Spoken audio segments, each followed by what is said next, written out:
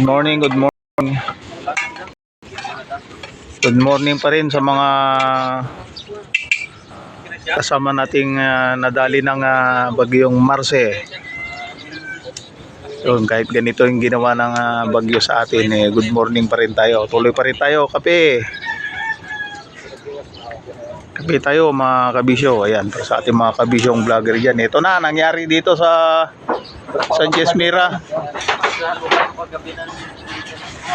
Ayun, mayroong mga nyug na naputol. Pero tuloy-tuloy pa rin tayo. Kape pa rin ang nagpapaligaya sa atin. Ang importante, buhay tayo hanggang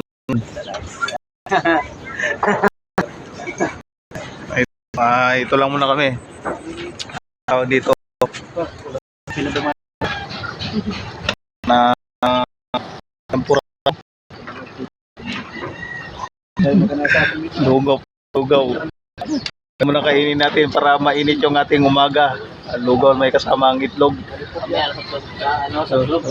Ganyan ang nangyari sa ating kabahayan. Yung ibang bahay din yan sa ating kapitbahay nasira din.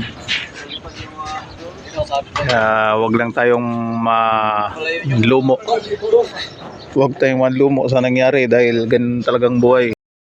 Hindi naman araw-araw may ganung dating na bagyo. Ang importante, tuloy-tuloy pa rin tayo.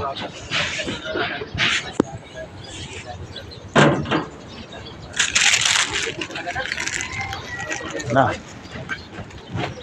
tumbahan lahat.